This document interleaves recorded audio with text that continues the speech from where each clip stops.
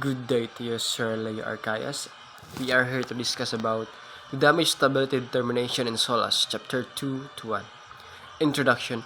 SOLAS Chapter 2 to 1, Regulation 3 details criteria for damage stability, ensuring our ship remains float and stable after damage causing flooding. This is crucial for preventing capsizing and loss of life. The regulation utilizes two primary approaches, deterministic and probabilistic methods. The first one is this deterministic approach. This traditional method uses predefined damage scenarios, flooding a specific compartment, to assess whether a ship meets minimum stability criteria after flooding. It focuses on ensuring survival under specific defined damage scenarios. This approach is commonly employed for tankers and vessels carrying hazardous materials, often referencing codes like the International Bulk Chemical Code (IBC). Key criteria include limits on the final angle of the heel, the range of residual stability, and the area underwriting lever curve. The second one is probabilistic approach. Introduced in SOLAS 2009, this method uses probability to assess the likelihood of survival after various damage scenarios. It calculates an attained subdivision index and compresses it to a required subdivision index R. If A less than to R, the ship meets the standards. This approach is mandatory for cargo ships over 80 meters in length and all passenger ships.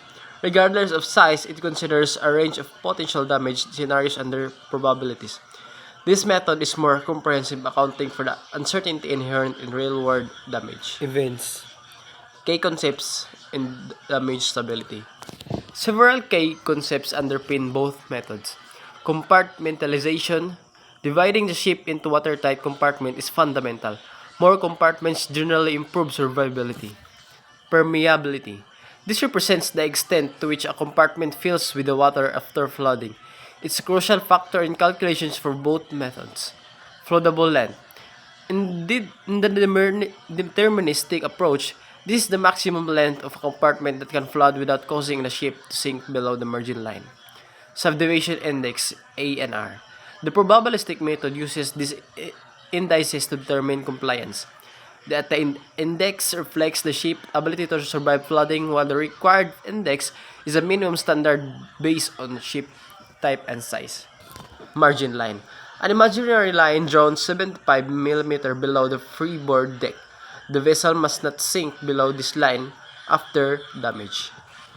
Onboard tools and resources. Ships use several tools to manage and calculate damage stability. Damage control plan. This document outlines procedures for damage control, including identifying vulnerable areas, assessing damage, and implementing corrective action too.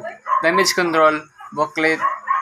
This booklet provides detailed information on the ship's watertight subdivision equipments for maintaining watertight integrity and procedures for mitigating stability loss after flooding to stability information. This includes calculation and curves showing the ship's stability characteristics under various loading and damage conditions. This information crucial for decision making in emergency situation. Software programs specialization software aids in calculating damage stability based on the vessel's design and loading condition. Compliance and regulation. Compliance with SOLAS Chapter 11 is mandatory. Ships must meet to specified criteria using either the deterministic or probabilistic method depending on the ship type and size regulation. Inspection and crew training are essential to maintain compliance and ensure effective damage control. The ultimate goal is to ensure ship survival and safety of those on board. In the event of damage, the specific regulation under application can be complex. Regulation expert interpretation and application. The International Maritime Organization (IMO) provides detailed guidance and resources on the na dysregulation.